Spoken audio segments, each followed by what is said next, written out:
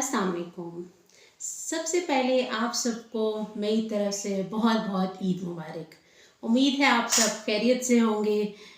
रमज़ान ख़त्म हो गया और ईद आ गई और ईद पे तो सबको बिरयानी, शीर खुरमे, खीर, डिफरेंट मज़े मज़े के खाने, सबका दिल करता है ये सब खाने का। लेकिन कुछ लोगों के साथ इशू ये होता है कि जब वो ये खाने खाते हैं, एकदम रमज़ान की रूटीन से हटते हैं, तो उनकी सेहत ख़राब होना शुरू हो जाती है, डाइजेस्टिव इशू स्टार्ट हो जाते हैं, वेट गेन होना शुरू हो जाता है और लो एनर्जी का शिकार हो जाते हैं। तो क्या आप भी उनमें से हैं?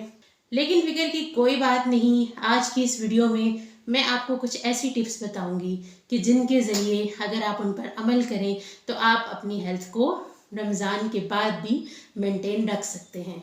तो आइए चलते हैं आज की वीडियो की तरफ। लेकिन उससे पहले अगर आप मेरे चैनल पर नए हैं तो चैनल को सब्सक्राइब करना मत भूलिएगा और बेल आइकन ज़रूर दबाइएगा ताकि मेरी नई आने वाली इंफॉर्मेटिव वीडियोस आप तक ज़रूर पहुंच सकें। सबसे पहली चीज़, हमने ओवर ईटिंग से परहेज़ करना है, क्योंकि ईद पे हम सब लोग ही थोड़ा सा ज़्यादा खा लेते हैं, लेकिन ये सेहत के लिए नुकसानदेह हो सकता है।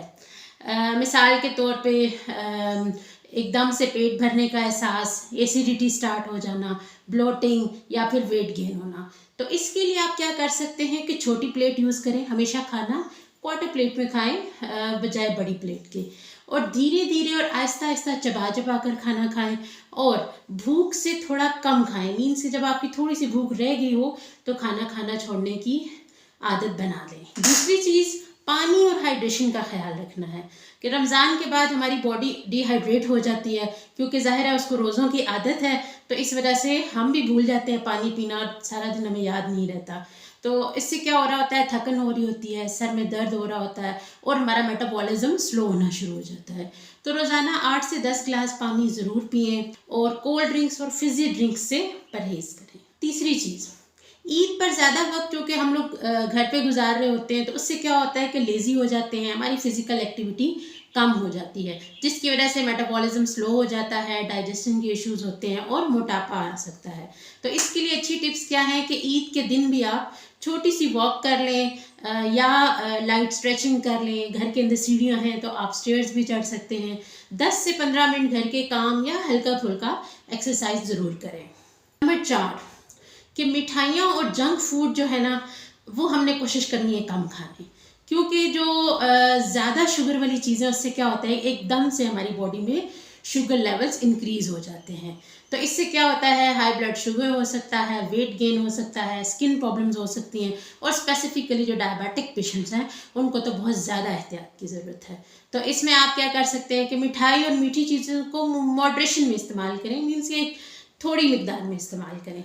दूसरी चीज़ कि फ्रेश फ्रूट्स और ड्राई फ्रूट्स को अपने डेजर्ट्स का हिस्सा ज़रूर बनाएं। तो उससे क्या होता है कि आपकी स्किन को भी हेल्दी रखते हैं, जब वेट को मेंटेन रखते हैं।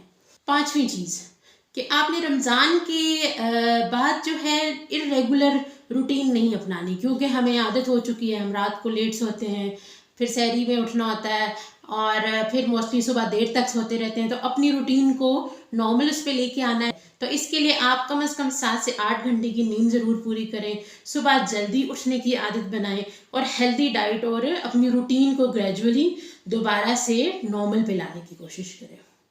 ये थी कुछ बहुत ही आसान मगर इम्पॉर्टेंट और सेहतमंद टिप्स कि जिनके ज़रिए आप खुद को फिट रख सकते हैं।